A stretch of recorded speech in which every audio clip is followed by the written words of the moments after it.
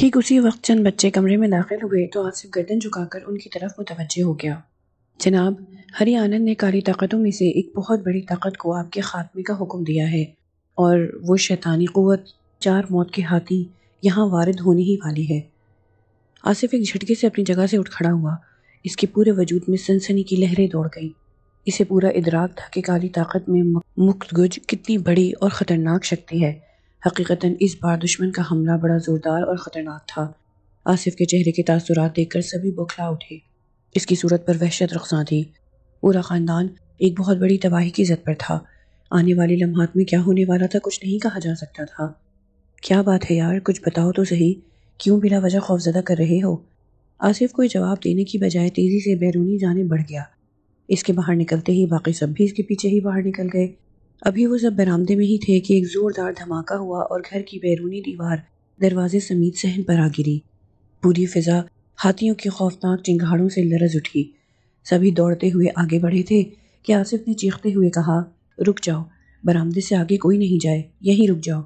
سب کی ٹانگوں میں جیسے اچانک پارا بھر گیا۔ ان کے پاؤں من کے ہو گئے اور جیسے وہ زمین میں گڑ کے رہ گئے ہوں۔ آصف برآمدے کے ستون سے کندھا لگا کر کھڑا ہو گیا۔ آصف سمیت سبھی آنکھیں پھاڑ پھاڑ کر دیکھنے کی کوشش کر رہے تھے۔ چاند کی روشنی میں ہر شے واضح دکھائی دے رہی تھی۔ صحن میں بیری کا درخت، دائیں دیوار کے ساتھ بنا ہوا تندور، اس کے ساتھ موجود لکڑیوں کے ڈھیر، سامنے کی دیوار، دروازہ اور منہدم ڈیوڑی۔ مگر وہ عفریت جنہوں نے یہ تباہی مچائی تھی، ان کا کہیں کوئی وجود نہیں تھا، حالانکہ ان کی چنگھاڑیں لرزا رہی تھیں۔ آصف نے فوراً آنکھیں بند کی اور اپنی ساری توجہ دماغ پر مرکوز کر دی۔ اگلے ہی لمحے اس کی بند آنکھوں میں صحن کا منظر روشن ہو گیا، مگر اب اس منظر میں کچھ اضافہ بھی تھا، اور وہ اضافہ تھا 4 گرانڈیل سیاہ ہاتھی۔ چاروں ایک قطار میں کھڑے آصف کو گھور رہے تھے اور اپنی سونڈیں اٹھا اٹھا کر یوں چنگھاڑ رہے تھے گویا آصف کو للکار رہے ہوں کہ آؤ، میدان میں نکل آؤ، آج فیصلہ ہو جائے تمہاری زندگی اور موت کا۔ مگر آصف ستون سے ٹیک لگائے کھڑا رہا۔ چند لمحے وہ خاموش دور کھڑے اسے للکارتے رہے، پھر وحشیانہ انداز میں آصف کی طرف دوڑ پڑے۔ ان کے قدموں کی دھپ دھپ سے زمین کانپ اٹھی اور ان کی دہشت ناک چنگاڑوں سے در و دیوار لرز گئے۔ مہنور، عظمیٰ، کلثوم اور رخشندہ کی تو چیخیں نکل گئیں۔ گھر کے باقی مرد اور خواتین بھی گھبرائے ہوئے انداز میں برآمدے میں نکل آئے اور اب وہاں موجود دوسرے افراد کی طرح آنکھیں پھاڑ کر صحن میں دیکھ رہے تھے، مگر ظاہر ہے وہ نادیدہ وجود ان کی قوت بصارت سے ماورا تھے۔ سید ظہیر علی آصف کی طرف بڑھے تو اسد نے ان کا راستہ روک لیا۔ نہیں ابو جان، اس وقت آصف کو مخاطب نہ کریں۔ پر پتر، یہ سب کیا ہنگامہ ہو رہا ہے؟ سید ظہیر علی کی حالت دیدنی تھی۔ شیطانی حرکتیں ہیں یہ سب، آپ یہیں برآمدے میں رکیں۔ اے بچیوں، چلو چلو، تم سب اندر چلو، ایتھے تے شیطان آئے ہوئے ہیں، تم اندر چلو۔ تائی نے خوفزدہ لہجے میں کہا تو سب عورتیں خیر کی دعا مانگتی ہوئی اندرونی جانب کو دوڑ پڑی۔ چاروں ہاتھی چیختے چلاتے ہوئے صحن کے درمیان پہنچ چکے تھے کہ اچانک آصف کے سر سے روشنیاں منعکس ہونے لگیں۔ بیرونی جانب سے بھی روشن لہریں تڑپتی ہوئی صحن میں یوں اترنے لگی گویا آسمانی بجلیاں گر رہی ہوں۔ آگے بڑھتے ہاتھی اچانک اپنی اپنی جگہ ٹھٹک کر رک گئے اور حیران نظروں سے اپنے اطراف میں چمکتی تڑپتی روشن لکیروں کو دیکھنے لگے۔ ان لکیروں میں ہر لحظہ اضافہ ہوا جا رہا تھا۔ برآمدے میں کھڑے مرد حضرات اپنی اپنی جگہ مبہوت تھے۔ کسی کی سمجھ میں نہیں آ رہا تھا کہ کیا کیا جائے۔ آصف کے سر سے پھوٹنے والی اور بیرونی جانب سے امٹنے والی روشن لکیریں صحن کے چند مخصوص حصوں میں جمع ہو رہی تھیں۔ کچھ ہی دیر بعد روشن لکیروں کی آمد کا یہ سلسلہ منقطع ہو گیا۔ اب صحن میں ان 4 سیاہ ہاتھیوں کے سامنے 4 ہاتھی اور کھڑے تھے جو ان کے راستے میں حائل تھے، اور ان کے عقب میں 4 شیر موجود تھے۔ چند لمحے کو فضا پر سکتہ سا طاری ہو گیا۔ ایک سناٹا جیسے آسمان کی مقدس خلوتوں سے گزر کر زمین پر آ ٹھہرا تھا۔ صحن میں 2 حریف طاقتیں آمنے سامنے کھڑی آنکھوں ہی آنکھوں میں ایک دوسرے کی طاقت کا جائزہ لے رہی تھیں۔ اچانک خلا کی وسعتوں پر تنا ہوا سناٹے کا شیشہ اپنی جگہ سے گرا اور زمین سے ٹکراتے ہی ایک دم زوردار آواز سے ٹوٹ گیا۔ تمام ہاتھی حلق پھاڑ کر چیخ اٹھے تھے، پھر وہ ایک دوسرے کی جانب دوڑ پڑے اور اس بری طرح آپس میں ٹکرائے کہ در و بام ڈگمگا کر رہ گئے۔ زمین میں لرزش پیدا ہو گئی۔ ان کی ہولناک آوازوں کے شور نے خوابیدہ شب کی رگوں میں ارتعاش کی لہریں دوڑا دیں۔ برآمدے میں کھڑے افراد نے بے اختیار کانوں پر ہاتھ رکھ لیے۔ برآمدے میں جلتے بلب کی مکمل روشنی آصف کے چہرے پر اتر رہی تھی اور اسد کی نظریں بار بار اس کی جانب اٹھ رہی تھیں۔ اس کے چہرے پر ایک تناؤ، ایک سختی سی نقش تھی۔ یوں احساس ہو رہا تھا جیسے سینکڑوں ہاتھی آپس میں برسر پیکار ہوں۔ وحشت خیز چنگاڑیں بھاری دھپ دھپ اور لرزہ براندام کر دینے والی دھماکے، اور پھر ان آوازوں میں شیروں کی گرجدار آوازیں بھی شامل ہو گئیں۔ ایک اور دھماکہ ہوا اور بیری کا درخت ٹوٹ کر تندور پر جا گرا۔ ساتھ ہی ایک ہاتھی کی ایسی کربناک چنگھاڑ بلند ہوئی جیسے اس کے وجود کو دو حصوں میں چیر دیا گیا ہو۔ اس کے بعد ایک اور دھماکہ ہوا اور مرغیوں کا ڈربہ بھی زمیں بوس ہو گیا۔ یقیناً تمام مرغیاں اس کے نیچے دفن ہو کر رہ گئی تھیں۔ شیروں کی گرج میں لمحہ بلمحہ شدت آتی جا رہی تھی۔ اسد نے آصف کی سمت دیکھا تو اس کے چہرے پر تشویش کے سائے لہرا گئے۔ آصف کی رنگت زرد پڑتی جا رہی تھی اور اس کے چہرے پر اذیت و کرب کے تاثرات ابھرنے لگے تھے۔ سید ظہیر علی نے سید بشیر الحسن اور خلیل الحسن کو بازو سے پکڑا اور اندرونی جانب بڑھ گئے۔ سید حیدر علی بھی ان کے ساتھ ہی چل پڑے۔ سید ظہیر علی انہیں لیے خواتین والے کمرے میں ہی آ گئے۔ تمام عورتیں اور لڑکیاں خوف زدہ سی سہمی سہمی بیٹھی تھیں۔ بھائی صاحب، کیا سوچ رہے ہو؟ سید ظہیر علی نے خلیل الحسن کو مخاطب کیا۔ کیا سوچنا ہے بھائی جان؟ سمجھ نہیں آ رہی کہ پچھلے کچھ عرصے سے یہ سب کیا ہونے لگا ہے۔ نہ جانے کن شیطانوں نے اس گھر کی راہ لے لی ہے۔ خلیل الحسن کا لہجہ پریشانی اور دکھ میں ڈوبا ہوا تھا۔ میں نے تو پہلے دن ہی کہہ دیا تھا کہ گھر میں آسیب آ گئے ہیں، پر میری گل کب کوئی مندہ ہے۔ پتہ نہیں کون دشمنہ کر رہا ہے ہم سے، کس نے جادو کرایا ہے ہمارے گھر پر۔ تائی نے دانت کٹکھٹاتے ہوئے کہا اور اس نامعلوم ہستی کی شان میں نرالے نرالے القابات کا اضافہ کرنے لگی۔ پر تائی، تو دعا کر یہ رات سکون سے لنگ جائے بس۔ سید ظہیر علی نے تائی کو مخاطب کیا، پھر جہاں آرا بیگم سے مخاطب ہوئے۔ جہانی، تو تیاری کر، ہم سب صبح ہوتے ہی پنڈی کے لیے نکل رہے ہیں۔ عذرا بیگم، تو بھی تیار رہنا۔ آخری الفاظ انہوں نے اپنی بیگم کی طرف دیکھتے ہوئے کہے۔ پر بھائی جان، سید خلیل الحسن نے کچھ کہنا چاہا تو ظہیر علی نے ان کی بات درمیان سے ہی کاٹ دی۔ بس خلیل، کچھ نہیں کہنا، میں کوئی حیل و حجت نہیں سناں گا، تے اگر تو میری گل نہیں مانی تو ہماری تیری بگڑ جائے گی۔ ایک پتر گنوا دیتا ہے، اب کیا دوسرے سے ہاتھ دھونا چاہتا ہے؟ سید ظہیر علی کا لہجہ سخت ناگوار تھا۔ یہ بات نہیں ہے بھائی صاحب، تو اور کی ہے؟ باہر جو شیطانوں کا کھاڑا بنایا ہوا ہے، اس دی فکر ہے؟ ایک دن اور ایک آدھا دن ادھر اور رہ گیا تو کوئی نہ کوئی ضرور رب کو پیارا ہو جائے گا۔ سید خلیل الحسن نے پاس کھڑے اپنے باپ کی طرف دیکھا تو انہوں نے بھی سید ظہیر علی کی تائید کی۔ ہاں پتر، ظہیر صحیح کہہ رہا ہے، اب اس گرما مزید کچھ دن رکنا، خطرے تو خالی نہیں، اور پھر جان ہے تے سب کچھ ہے۔ ہاں بھائی ظہیر، بات تے صحیح کیتی ہے خلیل، اس بات کا اور نہا بھوتا کا بعد میں کچھ حل نکل آوے گا۔ فی الحال ہم ساریاں نوں ایتھوں نکلن دی سوچنی چاہیدی ہے۔ تائی نے دور اندیشی کا مظاہرہ کیا۔ دوسرے بچے کہاں ہیں؟ جہاں آرا بیگم نے کہا تو سبھی چونک پڑے۔ باہر سے بلند ہونے والی ہولناک آوازیں اب تھم چکی تھیں۔ اوئے، وہ تو برآمدے میں کھڑے تھے، بھلا باہر کیا کام پاگلا دا؟ سید ظہیر علی نے کہا اور تیزی سے کمرے سے باہر نکل گئے۔ ایک ایک کر کے چاروں سیاہ ہاتھی زمیں بوس ہو گئے تھے۔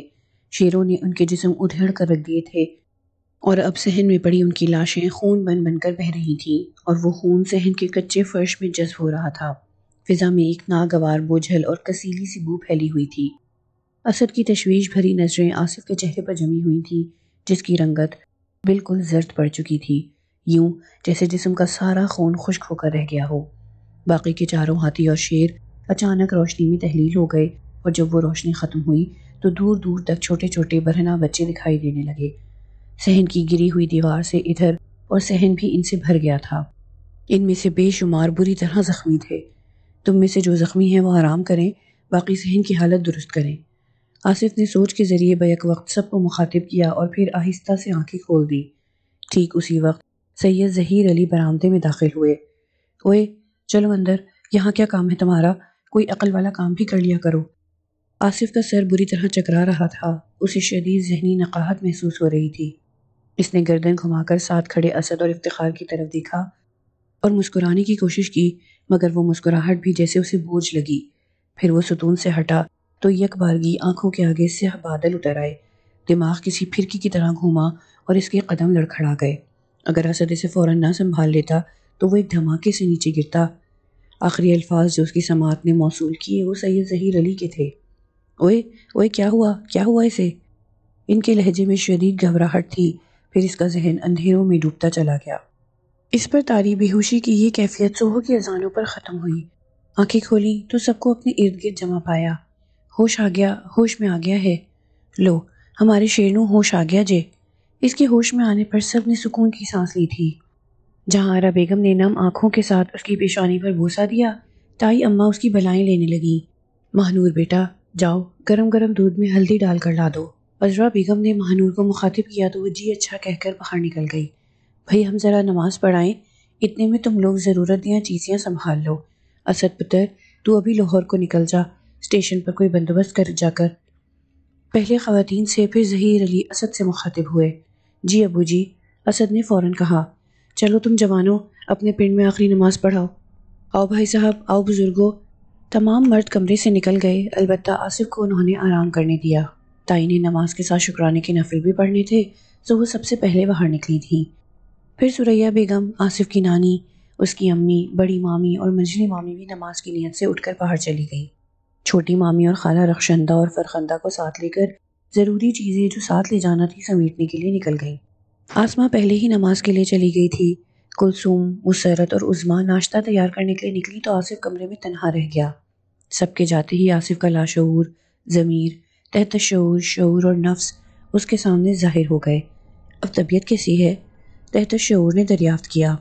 बस कनपट्टियों में हल्का हल्का दर्द है और कुछ नहीं। आसिफ मियाँ, एक बात कहूँ? लाशऊर ने गहरी संजीदगी से कहा तो आसिफ उसकी जानिब मुतवज्जे हो गया। हाँ कहो। आसिफ मियाँ, या तो इन लोगों को पिंडी जाने से रोकिए या फिर खुद पिंडी ना जाइए। क्यों, क्या वजह? आपका वहाँ जाना मुनासिब नहीं, क्योंकि खदशा है कि वहाँ आपका सामना इस मनहूस इब्लीस सानी हरी आनंद से हो सकता है। यही तो मैं खुद चाहता हूँ। मैं तो चाहता हूँ कि मेरा और इसका सामना हो ताकि मैं इसे इबरतनाक अंजाम तक पहुँचा सकूँ। आसिफ मियाँ, वो बहुत ज़्यादा ख़तरनाक और ताकतवर है। लाखों शैतानी हथकंडे हैं उसके पास। यूँ इसकी ताकतों से टकराना आपके लिए नुकसानदेह भी हो सकता है।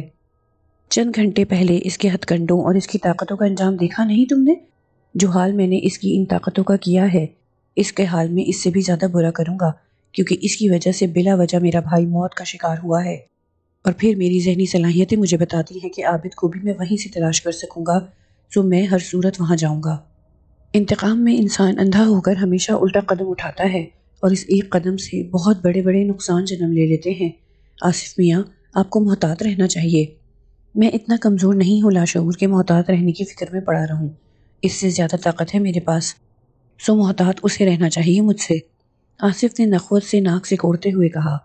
लाशऊर चंद लम्हे फ़िक्रमंदी से आसिफ की तरफ देखता रहा, फिर गोया हुआ। आपको एहसास हो गया है कि आपको कैसी नाकाबिले यकीन ताकतें हासिल हो गई हैं, और जब इंसान को यह एहसास हो जाता है कि मैं कुछ हूँ तो फिर ज़्यादा अरसे उसकी मैं नहीं रहती। अपनी हद में रहकर मुझसे बात करो, क्या सही है और क्या नहीं, मुझे समझाने की कोशिश मत करो। आसिफ ने तल्ख लहजे में कहा तो लाशऊर होठ काट कर रह गया। शऊर, तहत शऊर और इसका ज़मीर उसे हैरत भरी नज़रों से देख रहे थे, जबकि इसका नफ्स कदरे मसरूर बैठा था। इस वक्त महानूर दूध का ग्लास उठाए कमरे में दाखिल हुई। आसिफ को कमरे में तन्हा देखकर एक लम्हे को इसका दिल धड़कना भूल गया। अगले ही लम्हे धड़कनों की रफ्तार दुगना हो गई। फिर आगे बढ़कर खामोशी से उसने ग्लास आसिफ की तरफ बढ़ा दिया, मगर आसिफ ग्लास पकड़ने की बजाय एक टुक इसकी सूरत देखने लगा। आसिफ की बेबाक नज़रों से वो कदरे गड़बड़ा गई। आप ऐसे क्या देख रहे हैं? आईना। आसिफ के लहजे में शोखी थी। क्या मतलब है आपका? वो समझते हुए भी नासमझ बन रही थी। मतलब तो बहुत गहरा है, अगर आप गहराई में उतरने का शौक़ रखती हो तो। महानूर की कानों की लोएं सुर्ख हो गईं और हया के बोझ से उसकी घनी लांबी काली काली पलकें झुक गईं। ये ले पकड़े। उसने आंखें चुराते हुए ग्लास आसिफ की तरफ बढ़ाया। ये क्या है? हल्दी वाला दूध। क्या करूं इसका? आसिफ इसे फजूल के सवालों में उलझा रहा था ताकि वो कुछ देर मजीद इसके सामने खड़ी रहे। पी लें, और क्या करेंगे? महानूर के लहजे में सवाल से ज़्यादा ताज्जुब था। मगर मैंने तो नहीं मांगा था। तो ठीक है, मैं वापस ले जाती हूँ, महानूर ने सपाट लहजे में कहा और दरवाजे की जानिब बढ़ गई। अरे रे रे रे, ठहरो, अब तुम ले ही आई हो तो मैं पी लूँगा। आसिफ ने तेज़ लहजे में कहा तो महानूर दरवाजे से वापस पलट आई। आसिफ ने ग्लास उसके हाथ से ले लिया तो वो वापस दरवाजे की जानिब पलटी। नूर, आसिफ ने संजीदगी से उसे पुकारा। महानूर के कदम दरवाजे में जम कर रह गए। नूर, ज़रा एक मिनट प्लीज़। आसिफ का लहजा कुछ ऐसी संजीदगी और शाइस्तगी लिए हुए था कि महानूर बेख्तियार चलकर उसके सामने आ गई। नूर प्लीज़ ज़रा एक मिनट बैठो, मुझे तुमसे बहुत ज़रूरी और अहम बात करनी है। महानूर को एहसास हुआ जैसे आसिफ वो बात कहने वाला है जिसे सुनने की इसमें हिम्मत ही नहीं थी। बावजूद इसके वो सामने वाले पलंग पर बिराजमान हो गई। इसकी गर्दन झुकी हुई थी और सांसें बेतरतीब हो रही थी। رگوں میں دھیمی دھیمی گدگداہٹ مچ گئی تھی۔ چند لمحے گہری خاموشی میں گزر گئے، پھر آصف کی نرم آواز اس کی سماعت میں اتری۔ نور، تم ایک پڑھی لکھی شعور بیدار کی مالک ہو، اچھا برا کہنے پرکھنے کی صلاحیت رکھتی ہو، اس لیے میں بات کرنے سے پہلے ہی کہوں گا کہ میری بات کا کوئی غلط مطلب نہ لینا۔ آصف نے چند لمحے توقف کیا۔ مہنور کا رواں رواں دھڑک اٹھا۔ اسے اندازہ ہو گیا تھا یہ آصف کیا کہنے جا رہا ہے۔ نور، بڑوں نے ہمارے بچپن میں ہی ہماری زندگیوں کا جو فیصلہ کر دیا تھا، مجھے اس سے کوئی سروکار نہیں۔ میں یہ جاننا چاہتا ہوں کہ کیا تم ان کے اس فیصلے سے متفق ہو؟ اور میں یہ بات محض اس لیے کر رہا ہوں کہ سچی بات تو یہ ہے کہ میں تمہیں پسند کرنے لگا ہوں، لیکن اگر تمہیں اس پر کوئی اعتراض ہو تو مجھ سے کہہ دو، باقی میں خود انکار کر دوں گا، تم پر کوئی حرف نہیں آئے گا۔ مہنور نے سر اٹھا کر آصف کی طرف دیکھا۔ اس کی تپتی ہوئی آنکھیں مہنور کے چہرے پر مرکوز تھیں۔ بے اختیار مہنور کی نظریں جھک گئیں۔ آصف کی محبت پاش آنکھوں سے آنکھیں ملانے کی اس میں ہمت نہیں تھی۔ نور، کہیں ایسا تو نہیں؟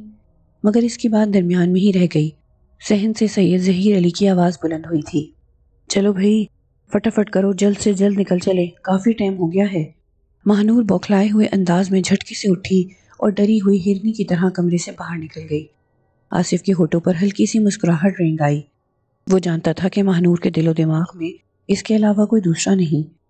پھر افراتفری میں سب نے ہلکا پھلکا ناشتہ کیا اور ضروری چیزیں سنبھالتے ہوئے گھر سے نکل کھڑے ہوئے۔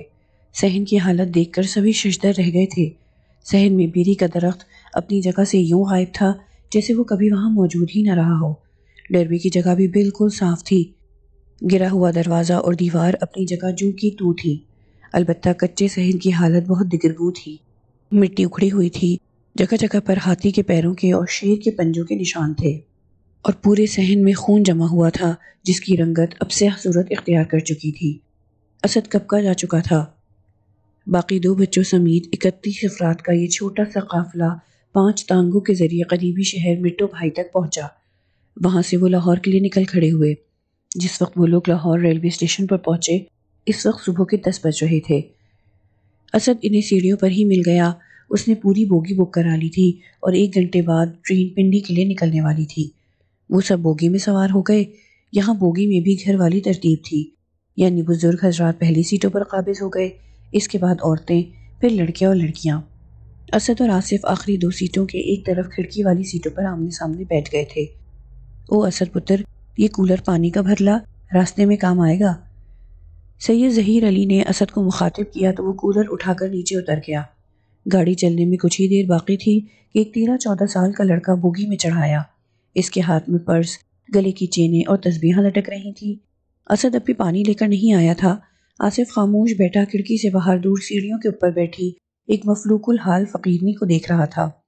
اس کے قریب ہی کپڑوں سے بے نیاز ایک بچہ سیڑھیوں کے فرش پر لیٹا سو رہا تھا۔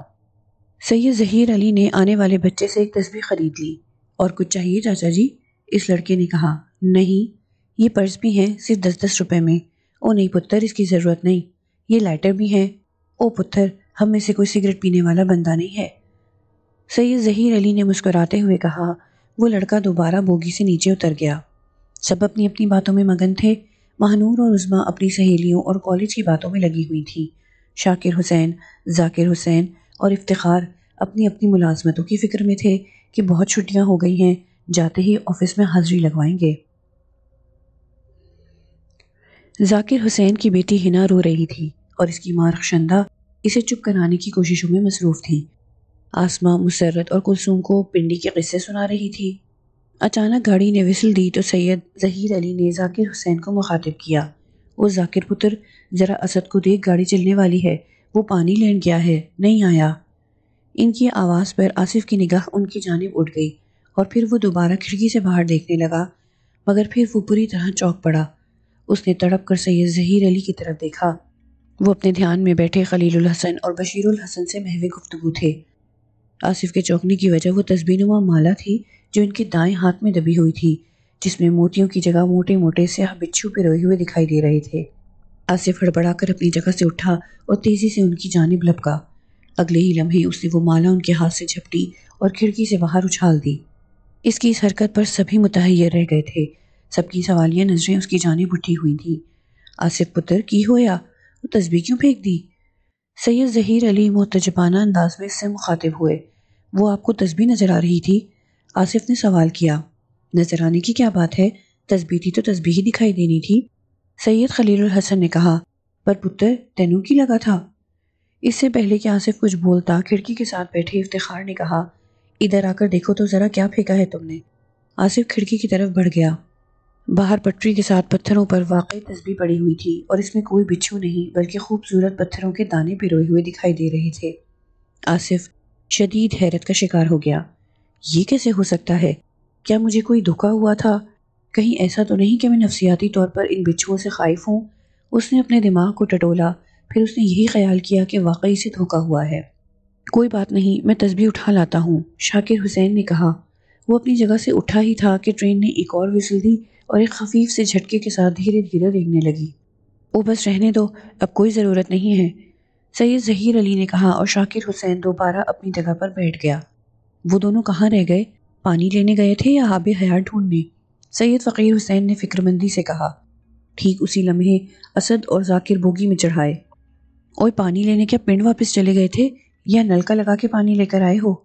دوسرے پلیٹ فارم سے لے کر آ رہا ہوں ابو، یہاں پانی نہیں تھا، اسد نے کہا اور کولر اوپر برتھ پر رکھ دیا۔ خود دوبارہ آصف کے سامنے والی سیٹ پر آ بیٹھا۔ ٹرین نے پلیٹ فارم چھوڑ دیا۔ اب لمحہ بلمحہ اس کی رفتار میں اضافہ ہونے لگا تھا۔ تختوں اور پٹری کا مخصوص میوزک بجنے لگا، کھٹک کھٹک کھٹک کھٹک۔ پٹری کے ساتھ بنے ہوئے مکان گویا مخالف سمت کو دوڑنے لگے تھے۔ گھروں کے سامنے کھیلتے ہوئے چھوٹے چھوٹے بچے رک کر گاڑی کو دیکھتے، پھر الوداعی انداز میں ہاتھ ہلانے لگتے۔ مہنور، عظمیٰ اور فرخندہ باقاعدہ ہاتھ کھڑکی سے باہر نکال نکال کر جواباً ان بچوں کو الوداع کہہ رہی تھیں۔ اسد اور آصف اپنی اپنی جگہ خاموش بیٹھے کھڑکیوں سے باہر بھاگتے ہوئے مناظر کو دیکھ رہے تھے۔ ٹرین کی رفتار میں مزید کچھ تیزی آ گئی، آبادی پیچھے رہ گئی تھی اور اب کھیتوں کا سلسلہ شروع ہو گیا تھا۔ ان کھیتوں میں کہیں کہیں کوئی آدمی نظر آ جاتا یا پھر کہیں کہیں کوئی اکا دکا مکان تیزی سے نظروں کے سامنے سے گزر جاتا۔ کہیں کہیں آوارہ کتے بھی دکھائی دیتے جو بھونکتے ہوئے ٹرین کے ساتھ دوڑنے لگتے۔ تھوڑی دیر دوڑنے کے بعد وہ ایک جگہ رک کر بھونکنا شروع کر دیتے۔ اب یہ خبر نہیں تھی کہ وہ ٹرین پر بھونکتے تھے یا کھڑکیوں میں نظر آنے والے انسانوں پر۔ لڑکیاں بہت مسرور دکھائی دے رہی تھیں۔ سید ظہیر علی، بشیر الحسن اور سید حیدر علی سے گپ شپ میں لگے ہوئے تھے۔ سید تصور عباس ایک برتھ پر سوار ہو گئے تھے۔ سید کبیر حسین اور سید فقیر حسین خلیل الحسن، جلیل الحسن، شاہد اور زاہد کو پنڈی کی رونقوں کے بارے میں بتا رہے تھے۔ ٹرین ایک دو اسٹیشنوں پر رکی تھی مگر کوئی اترا نہیں تھا۔ اب ٹرین جس جگہ سے گزر رہی تھی یہ ایک ویران سا مقام تھا۔ دور نزدیک کہیں کوئی انسان یا جانور دکھائی نہیں دے رہا تھا، البتہ کہیں کہیں پرندے ضرور نظر آ جاتے تھے۔ آصف کی نظریں کبھی دور افق پر جا پہنچتی اور کبھی ٹرین کے صاف برق رفتاری سے پیچھے کو لپکتی ہوئی زمین پر دوڑنے لگتی۔ ٹرین کا سایہ بھی ٹرین کے ساتھ ساتھ تیزی سے دوڑ رہا تھا اور آصف یک ٹک اس سائے پر نظریں جمائے بیٹھا تھا۔ کھٹک کھٹک کھٹک کھٹک مخصوص آواز اپنے تسلسل سے جاری تھی۔ ٹرین کے سائے کے ساتھ کچھ ایسا دکھائی دیا تھا کہ آصف کی ریڑھ کی ہڈی میں سینکڑوں چیونٹیاں کھلبلانے لگیں۔ وہ اپنی جگہ پر سیدھا ہو کر بیٹھ گیا۔ ٹرین کے سائے کے اوپر چند اور عجیب الہیئت قسم کے سائے نظر آئے تھے۔ آصف کھڑکی سے باہر ٹرین کے دوڑتے ہوئے سائے کے اوپر موجود ان عجیب حیت کے سایوں کو بغور دیکھنے لگا۔ اس کی تمام حسیات اس کی آنکھوں میں سمٹ آئی تھیں۔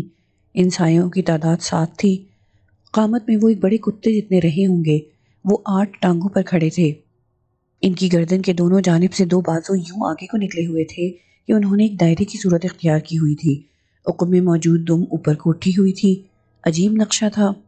آصف یہ سمجھنے کی کوشش میں لگا ہوا تھا کہ یہ کون سی مخلوق ہے، پھر اس کے دماغ نے اسے آگاہ کیا کہ ٹرین کے اوپر جو کچھ موجود ہے وہ کیا ہے۔ آصف واضح انداز میں جھرجھری لے کر رہ گیا۔ ایک لمحے اس کا دل اس شدت سے دھڑکا کہ گویا حلق کے راستے باہر آنا چاہتا ہو۔ وہ بچھو تھے، کتے کی جسامت کے بچھو۔